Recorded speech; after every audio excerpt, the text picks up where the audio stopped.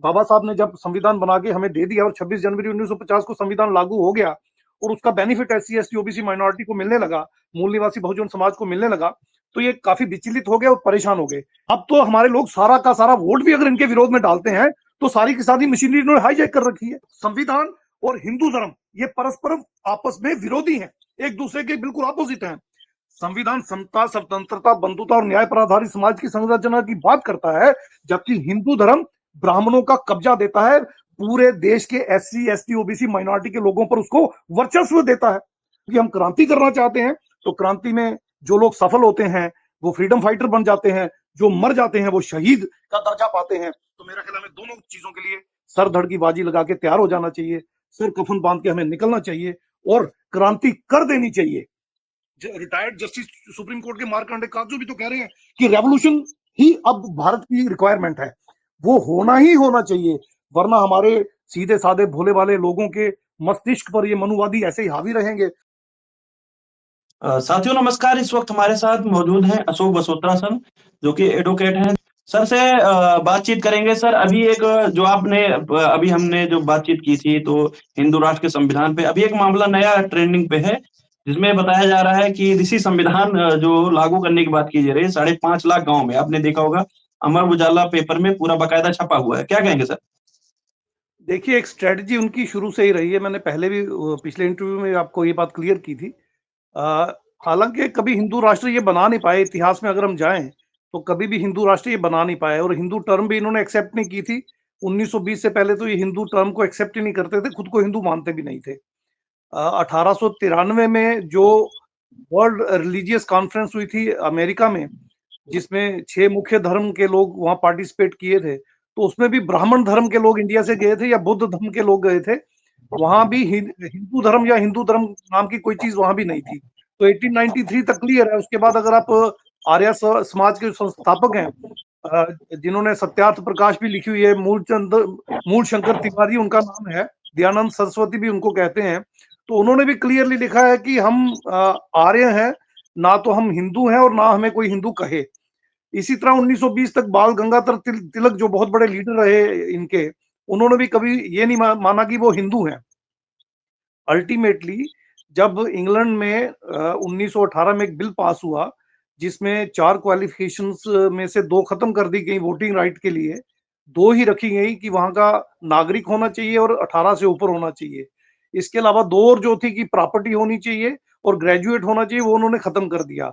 तो उसके बाद 1919 में फर्स्ट इंडिया एक्ट जब आया तो इनको पता चल गया कि अगर ये ब्राह्मण बने रहे और बाकी जो समाज से उससे कटे रहे तो इनकी 1-1.5% टोटल पॉपुलेशन है भारत में, ये ना तो कभी एमएलए बन पाएंगे, ना एमपी बन पाएंगे, ना सीएम ना पीएम, कुछ नहीं बन पाएंगे, मोहल्ले के प्रधान भी नहीं बन पाएंगे। तो अल्टीमेटली इनको हिंदू महासभा के नाम पे फिर एक ऑर्गेनाइजेशन 1920 में बनानी पड़ी और 1925 में आरएसएस बनानी पड़ी। तो तभी से ये इस कोशिश में लगे हुए हैं कि एससी एसटी ओबीसी जो है, मूल निवासी बहुजन समाज जो है, उसको किसी तरह से ये हिंदू के फोल्ड में लें।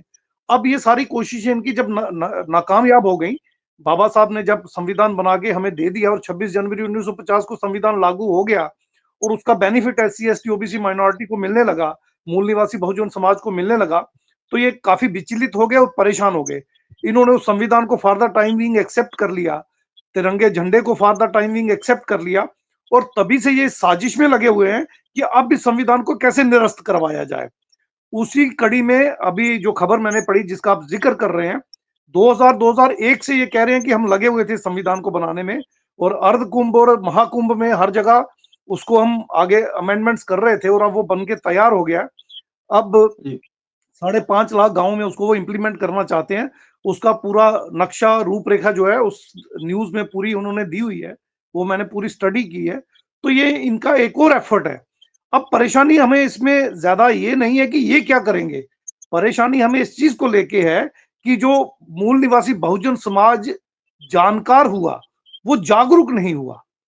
जानकारी तो उनके पास अब सारी है, पूरी दुनिया की व्यवस्थाएं उन्हें पता है, लोकतंत्र का उन्हें पता है, कम्युनिस्ट सिस्टम जो गवर्नमेंट का उसका उन्हें पता है, प्रेसिडेंशियल फॉर्म ऑफ गवर्नमेंट का पता है, राजा के राज जो है उनके बारे में वो सब जानते हैं। तो व्यवस्थाएं वो सारी जानते हैं, और बाबा साहब की इस बात को भी बड़े भली भांति वो जानते हैं कि अल्टीमेटली बाबा साहब व्यवस्था परिवर्तन के लिए लड़ रहे थे। असमानता की जो व्यवस्था है, मनुवादी जो व्यवस्था है, ब्राह्मणवादी व्यवस्था जो है, उसको बाबा साहब जलाकर राख करना चाहते थे, मिटाकर खाक करना चाहते थे। इसीलिए उन्होंने मनुस्मृति जलाई और ये कहा कि मैंने मनुवाद की जड़ जला दी, अब पेड़ आप इसको जलाकर खाक कर दो, गिरा दो, इसको धराशायी कर दो। तो ये सारी जानकारी अब हमारे समाज के लोगों के पास है, मगर जानकारी का अगला स्टेप होता है जानकारी को एनालाइज करके दोस्त और दुश्मन की पहचान करना। अब जितने भी मनुवादी हैं, ब्राह्मणवादी हैं, ये जो संत महात्मा, ये जो अखाड़े हैं, जितने भी लोग हैं और ये महाकुंभ में जितना भी जमावड़ा है, ये सारा मूल निवासी बहुजन समाज को गुलाम बनाने का षड्यंत्र ही तो है। और वहां पे ये नए संविधान की जो बात हो रही है, इसका अर्थ दूसरे शब्दों में यही निकलता है कि वो लोग इनको गुलाम बनाना चाहते हैं। तो अब हमारा बहुजन समाज जितना भी है, वो दोस्त और दुश्मन की जो पहचान नहीं कर पा रहा है, तो जानकारी होने के बाद जागरूकता का परिचय जो उसे देना था वो नहीं दे पा रहा है, तो उसके नतीजे में ये बात हो रही है, मेरा ऐसा मानना। जी सर, जिस तरह बार-बार ऐसे बयान होते हैं, कानूनी कार्रवाई नहीं होती। आप तो जानते हैं कि ये लोग बार-बार ऐसे बयान दे रहे हैं। इनके अभी जो इलेक्शन हुआ तो उसमें इनके बड़े-बड़े नेता जो थे उन्होंने ऐसे बयान दिए और वो चुनाव भी लड़े। उनके ऊपर तो क्या लग रहा था सरकार का सही पूरा इनको प्राप्त है। जो भी ये करना चाहते हैं वो खुलेआम चौक-चौराहे पर, महाकुंभ में, सोशल मीडिया, प्रिंट मीडिया, अब देखिए अमर उजाला पेपर में छपा, ये खुलेआम तो ये सारी चीज़ें कर रहे हैं। विवेक जी, एक चीज बड़ी गहराई से समझनी होगी। बाबा साहब ने अपने जीवन में पूरी कोशिश की है कि हमारा दबा कुचला वंचित जो समाज है, एससी एसटी ओबीसी माइनॉरिटी, क्योंकि माइनॉरिटी में भी 98% एससी एसटी ओबीसी से ही कन्वर्जन होके गए हैं लोग, मुस्लिम सिख क्रिश्चियन हम में से ही बने हैं। तो बाबा साहब का एक बहुत बड़ा प्रयास था कि ये सब संगठित हो, एक राष्ट्रव्यापी ऑर्गेनाइजेशन हो, नेशनल लेवल की ऑर्गेनाइजेशन हो, और उसके बाद हमारा एक ऐसा पॉलिटिकल फ्रंट भी हो, एक या दो या तीन पॉलिटिकल पार्टियां हो, ताकि शासन प्रशासन न्यायपालिका पे, मीडिया पे, साधनों संसाधनों पे हमारा एकाधिकार हो, कब्जा हो, हमारा ही हो। तो बाबा साहब चाहते थे कि जल्दी से जल्दी हमारे बहुजन समाज के लोग जो हैं इस देश की शासनकर्ता जमात बने। 1950 तक ये उनका जो कोशिश थी वो सफल नहीं हुई। तो उसके बाद उन्होंने त्रिवेणी संगम, एक ऑर्गेनाइजेशन थी जिसमें ओबीसी की तीन बड़ी जातियां उस वक्त जुड़ी हुई थी। तो उनके साथ एक सीक्रेट डील बाबा साहब ने की। पंजाब राव देशमुख ने वो डील जो है नेहरू को डिस्क्लोज कर दी और बदले में उनको एग्रीकल्चर मिनिस्टर बनाया गया और अमरावती में एक एग्रीकल्चर यूनिवर्सिटी के लिए 2000 करोड़ रुपया सैंक्शन हुआ। तो सबोटेज हो गया बाबा साहब का वो प्रोग्राम। उसके बाद गांधी मैदान बिहार में भी बाबा साहब ने एक बड़े कार्यक्रम में अपनी इस प्रोग्राम को लॉन्च किया और एससी एसटी ओबीसी माइनॉरिटी को एकजुट करने की बात कही। वहां भी उन पर अटैक हुआ और बाबा साहब लगातार ये प्रयास करते चले गए और वो सफल नहीं हो पा रहे थे। और संविधान लागू होने के बाद उन्होंने जो इलेक्शंस भी लड़ी उसमें भी वो सफल नहीं हुए। तो बाबा साहब को एक बात समझ में आ गई, जब तक हिंदू धर्म और इसके वर्ण और जातियां जिंदा रहेंगी, हम लोग कहीं ना कहीं बंटे रहेंगे और एससी एसटी ओबीसी मुस्लिम सिख क्रिश्चियन कभी एकजुट हो नहीं पाएंगे। और 1 या 1.5% ब्राह्मण जो है अपना ब्राह्मणवाद और मनुवाद चलाकर हम पर राज करता रहेगा। तो बाबा साहब ने अल्टीमेटली 14 अक्टूबर 1956 को अल्टीमेट डिसीजन लिया, जो सबसे बड़ा बम ब्लास्ट हम कह सकते हैं, एक न्यूक्लियर ब्लास्ट हम इसको कह सकते हैं हिंदू धर्म पे, बाबा साहब ने कर दिया। और हिंदू धर्म को छोड़कर बुद्ध के दम में आ गए और वहां पर 22 प्रतिज्ञाओं में उन्होंने सारी बात जो है क्लियर कर दी। जी। लेकिन मनुवादी और ब्राह्मणवादी लोग जो है उन्होंने अपनी रणनीति को और एडवांस लेवल पे ले जाकर संविधान को फॉर द टाइमिंग एक्सेप्ट कर लिया और धीरे धीरे उन्होंने शासन प्रशासन न्यायपालिका और मीडिया पे अपना कब्जा बढ़ाना शुरू कर दिया। और नेहरू ने इसमें काफी बड़ा रोल अदा किया, गांधी ने इसमें बड़ा ज्यादा रोल अदा किया, क्योंकि जो इनिशियल इलेक्शन हो रही थी लोग भावना में बह गए थे, अंग्रेजों के खिलाफ होने की वजह से कांग्रेस के फेवर में हो गए थे। तो कांग्रेस ने मेजॉरिटी सीट्स जो है 60-70% सीट जो है ब्राह्मण और ब्राह्मणवादियों को देकर पूरे देश पर अपना एकाधिकार और कब्जा ब्राह्मणवादियों का कर लिया। अब आज की तारीख 2025 में उन्होंने शासन प्रशासन न्यायपालिका मीडिया पे पूरी तरह से कब्जा कर रखा है। आपको पता है 99% मेन स्ट्रीम मीडिया उनके कब्जे में है, 80% शासन प्रशासन उनके कब्जे में है, 80% न्यायपालिका उनके कब्जे में है। तो इस वजह से अब वो खुल्लम खुल्ला ब्राह्मणवाद और मनुवाद का तांडव जो है इस देश में कर रहे हैं और कोई शासन या प्रशासन उस पर कोई कार्रवाई नहीं कर रहा, न्यायपालिका कोई एक्शन उस पर नहीं ले रही। कोई भी कार्रवाई उन पे नहीं हो रही, क्योंकि कार्रवाई करने वाले स्थानों पे सब लोग जो हैं वो आरएसएस के बैठे हुए हैं, ब्राह्मणवादी मनुवादी बैठे हुए हैं, और हमारे जो इक्का दुक्का थोड़े बहुत लोग बैठे हुए हैं वो उनके कंट्रोल में है, क्योंकि सरपरस्ती उनकी है। जैसे सुप्रीम कोर्ट जो है वो पूरी मनुवादियों के कब्जे में है, तो हाई कोर्ट्स में अगर थोड़े बहुत जज हमारे होंगे भी तो वो मजबूर होंगे, उनके आगे लाचार हैं। इसी तरह प्रशासन में हमारे अगर थोड़े बहुत अधिकारी होंगे भी, तो टॉप पोस्ट पे कमिश्नर सेक्रेटरी लेवल पे या सेक्रेटरी लेवल पे जो ब्यूरोक्रेट्स हाई लेवल पे हैं वो मनुवादी और ब्राह्मणवादी है, तो उनके आगे वो लाचार है, मजबूर है, उनकी तरक्की, उनकी प्रमोशन, उनका सब कुछ, उनका पूरा डिसिप्लिनरी एक्शन उनके हाथ में है।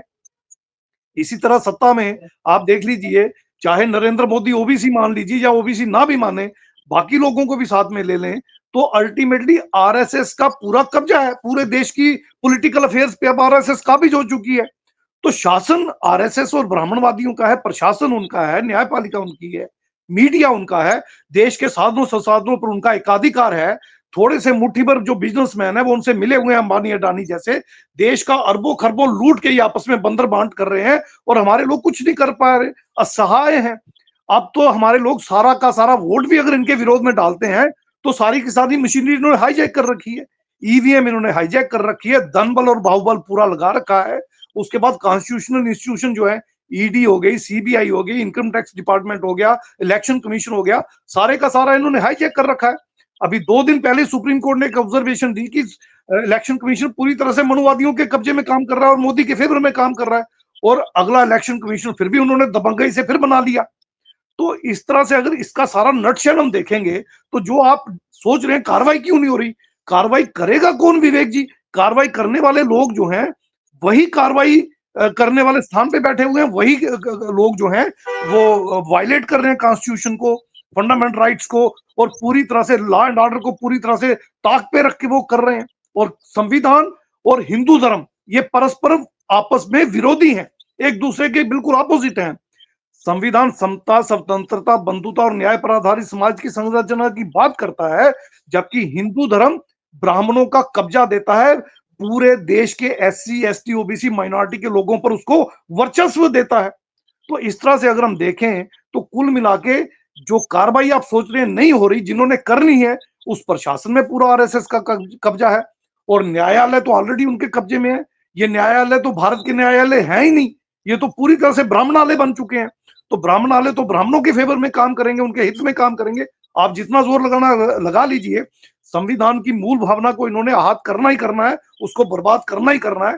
तो संविधान मूल भावना से तो इंप्लीमेंट हो नहीं रहा, और बाबा साहब जो चाहते थे उसके विपरीत जाकर आरएसएस, हिंदुत्ववादी संगठन और पूरी तरह से काम कर रहे हैं, और बाबा साहब का नाम भी ले रहे हैं, उनके बुत भी बना रहे हैं, उनकी जय जयकार भी कर रहे हैं। हमारे लोग इसी में खुश हो जा रहे हैं, जबकि बाबा साहब ने कहा था मेरी जय जयकार नहीं करना, मुझे ग्लोरीफाई मत करना, जो मेरा अधूरा काम है जान की बाजी लगाकर उसे करना, और वो करने में हमारे लोग असमर्थ हैं।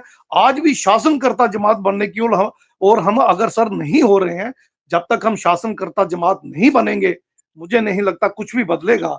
और ये जो कार्रवाई है ये तो होगी ही नहीं, क्योंकि कार्रवाई करने वाले सब स्थानों पे आरएसएस और हिंदुत्ववादी संगठन के लोग बैठे हुए हैं। इसलिए ये अपेक्षा रखना उनसे कि वो संविधान के तहत काम करेंगे, ये मेरा ख्याल है बहुत बड़ी एक नाकामयाब सोच होगी हमारी, ऐसा हो ही नहीं सकता। अंत में क्या संदेश देंगे जो भी अभी भी लोग नहीं समझ पा रहे हैं इनके मनवादी षड्यंत्र को, क्या संदेश देंगे सर अंत में? मैं सिर्फ इतना ही कहना चाहता हूं, अंधेरा चाहे कितना भी घना क्यों ना हो, आपको रोशनी की किरणें जगानी होंगी, आपको दिया जगाना होगा, लोगों को जागरूक आपने करना होगा। जानकारी लोगों में जा रही है, सोशल मीडिया बहुत काम कर रहा है, और हर जगह पे आपके मेरे जैसे बहुत सारे लोग दिन रात अपनी जिंदगी दांव पे लगा के लगे हुए हैं। हजारों में नहीं, लाखों में नहीं, अब करोड़ों में लोग इस काम में लगे हुए हैं। उनको कंसोलिडेट करना होगा, और जागरूकता, दोस्त और दुश्मन की पहचान लोगों को देनी होगी। और ठीक है, वो अपना काम करेंगे, वो ईवीएम भी हैक करेंगे, धनबल का प्रयोग करेंगे, बाहुबल का प्रयोग करेंगे, ED, CBI, income tax, election commission, सारे के सारे कॉन्स्टिट्यूशनल इंस्टीट्यूशन को पूरी तरह मिसयूज करेंगे, जुडिशरी को पूरी तरह मिसयूज करेंगे, हर तरह के हरबे वो बरतेंगे। मगर हमें ना डरना है, ना हारना है, ना घबराना है, ना परेशान होना है। हम बाबा साहब के सिपाही हैं, हम बुद्ध के मार्ग पे चलने वाले लोग हैं, हम क्रांति युग पुरुषों के मार्ग पे चलने वाले लोग हैं।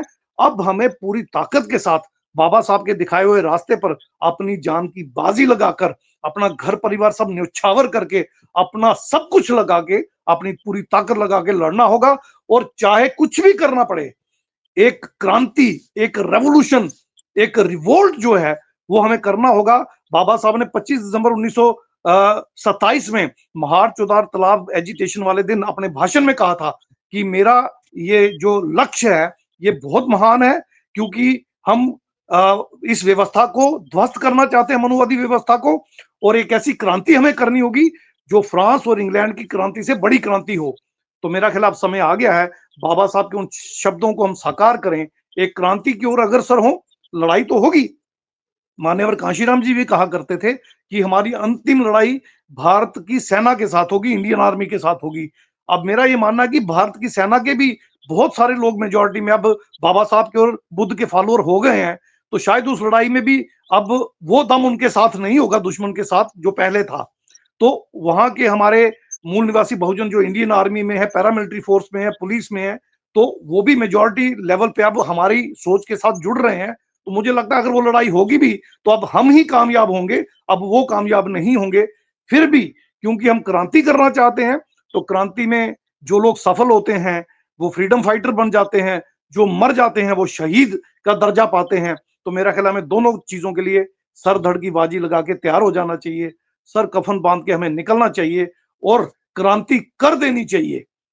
रिटायर्ड जस्टिस सुप्रीम कोर्ट के मार्कंडे काजू भी तो कह रहे हैं कि रेवोल्यूशन ही अब भारत की रिक्वायरमेंट है, वो होना ही होना चाहिए, वरना हमारे सीधे साधे भोले वाले लोगों के मस्तिष्क पर ये मनुवादी ऐसे ही हावी रहेंगे। हमारी महिलाओं को इसी तरह पाप धोने के नाम पे, स्वर्ग नरक के नाम पे कुंभ में ले जाएंगे और बेवकूफ बनाते रहेंगे, पीढ़ी दर पीढ़ी हमारी जो जनरेशन है वो इनके कब्जे में रहेंगी। तो मेरा अंतिम संदेश यही है कि आइए बाबा साहब की वो बात, वो कथन, 25 दिसंबर 1927 का भाषण, जिसमें उन्होंने कहा था कि हमारी क्रांति फ्रांस और इंग्लैंड की क्रांति से भी बड़ी क्रांति होगी, उस क्रांति की ओर अग्रसर हों। तो आइए क्रांति करें, रेवोल्यूशन करें, रिवोल्ट करें, मनुवाद और ब्राह्मणवाद को धराशायी करें, ध्वस्त करें, और मूल निवासी बहुजन अपने देश की सारी बागडोर अपने हाथ में लें। शासन, प्रशासन, न्यायपालिका, मीडिया, साधन संसाधन पूरा देश अपने कब्जे में लें और अपनी आने वाली पीढ़ियों को सौंप के जाएं। अन्यथा ये लड़ाई बहुत लंबी लड़नी पड़ेगी, बहुत लंबी चलेगी, और पता नहीं अगली पीढ़ियां इतना साहस जुटा पाए कि ना जुटा पाए। तो इस साहस को जुटाना होगा, सरधड़ की बाजी लगाकर लड़ना होगा।